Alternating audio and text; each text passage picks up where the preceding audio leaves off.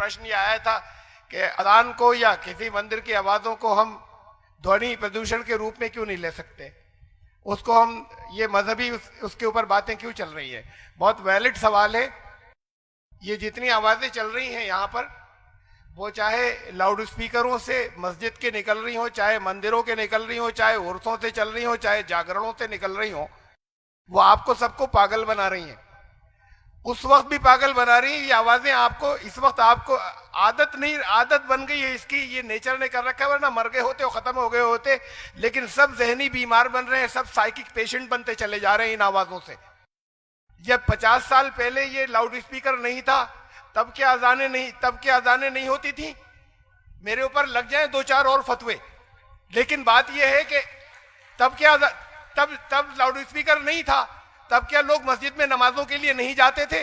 मस्जिद की दुकानें मौजूद हैं जिसके ऊपर किराएदार वहीं बैठे होते हैं, वो नमाज के लिए नहीं जाते, जिनके सर के ऊपर अजान हो रही होती है। और दूर से लोग आते हैं जहां अजान की आवाज नहीं पहुंचती। आज सारे लोग टाइम देख कर जाते हैं, पहले ये घड़ियां भी नहीं थी। तो ये नॉइस पॉल्यूशन, अगर किसी ने कहीं ये एतराज किया है तो उन्होंने तो अब किया है, बाहर से भी आए हैं एतराज। मैंने 4 साल पहले ये तकरीर दी थी, ये स्पीच दी थी, और वहां पर मौजूद है, नेट पर मौजूद है, कि बंद होने चाहिए ये जागरणों की भी। लाउड स्पीकर आप रखिए वहां तक सीमित, जहां पर जिस परिसर के अंदर कोई प्रोग्राम हो रहा है आवाज वहां तक जानी चाहिए, उससे आगे नहीं जानी चाहिए। चाहे वो मस्जिद की हो, चाहे मंदिर की हो, चाहे वो उर्स की हो, चाहे किसी और प्रोग्राम की हो। और हर वो चीज खत्म होनी चाहिए, ये मैं बात को आगे बढ़ाए दे रहा हूं सिर्फ, हर वो चीज खत्म होनी चाहिए धर्म के नाम पर जो लोगों को तकलीफ पहुंचा रही है। चाहे वो मस्जिद से निकलने के बाद आपको क्या अधिकार है और आपको क्या हक है कि जुमे के दिन आप बहुत सी मस्जिदों के आगे दूर तक सड़कें घेर कर लाइन लगा लें और वहां का ट्रैफिक रोक दें। आपको हक क्या है? आप अगर देर से आए तो दूसरी शिफ्ट में पढ़िए नमाज, 3 शिफ्टों में पढ़िए। दूसरों का रास्ता क्यों रोकते हैं? अगर ये जुलूस क्यों निकलते हैं, ये शिया अपना अलम निकाल कर चलते हैं, कहते हैं ये यहां से हाई टेंशन लाइन कटेगी, उन्हें क्या हक है इसका कि अपना कोई और रूट बनाइए अलम निकालने का। आपको क्या हक है? चाहे वो जुलूस मोहम्मदी निकालें, चाहे गुरु नानक देव के जन्मदिन का निकालें, चाहे जन्माष्टमी का जुलूस निकालें, चाहे रामनवमी का जुलूस निकालें, लोगों के रास्ते रोकने का आपको क्या अधिकार है, क्या हक है? जिस चीज से लोगों को तकलीफ पहुंच रही, पहले तकलीफ नहीं पहुंचती थी, जो ऐसी आबादियां थी उसमें लोग रहते थे, अब तकलीफें पहुंचती हैं, तो इन सारी चीजों को रुकना चाहिए। वो चीजें धर्म नहीं है जिससे दूसरों को नुकसान पहुंचता है। इस्लाम का मायने ही है अमन शांति स्थापित करना।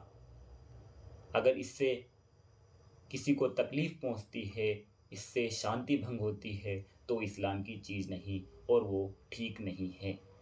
कुरान सूरह 31 आयत नंबर 19 में कहा,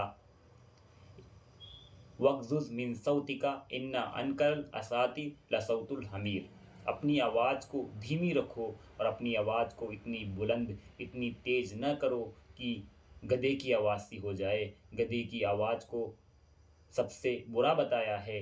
और आज हम साइंस से देखें, साइंस के नुक्ते नज़र से देखें तो गधे की आवाज़ 80 डेसिमल होती है और 80 डेसिमल से ऊपर सुनने को साइंस खराब बताता है। अगर 80 डेसिमल से ऊपर कोई आवाज़ सुनता है, साउंड सुनता है, तो उससे बहुत सारी बीमारियां हो जाती है। कुरान ने एक दायरा बताया, एक क्राइटेरिया बताया, इससे ऊपर तुम्हारी आवाज़ नहीं जानी चाहिए। और आज हम देखते हैं हमारी मस्जिदों पर जो लाउड स्पीकर लगे हुए हैं उनका डेसिमल तकरीबन 200 डेसिमल के करीब है। तो हमें अपना जायज़ा लेना चाहिए, देखना चाहिए हमारे बर्ताव से, हमारे रवैये से, हमारे काम से किसी को कोई तकलीफ़ ना हो। और हुजूर अकरम सल्लल्लाहु अलैहि वसल्लम ने फरमाया, 3 बार कसम खाई, सौगंध ली, वो ईमान वाला नहीं, वो ईमान वाला नहीं, वो ईमान वाला नहीं, वो शांति स्थापित करने वाला नहीं। साहबाओं ने, सत्संगियों ने पूछा कौन? हुजूर अकरम सल्लल्लाहु अलैहि वसल्लम ने फरमाया, जिसकी शरारतों से उसका पड़ोसी महफूज न हो। हमें देखना चाहिए हमारे नमाज से, हमारे रोज़ों से हमारे पड़ोसियों को, हमारे भाइयों को कोई तकलीफ़ तो नहीं हो रही।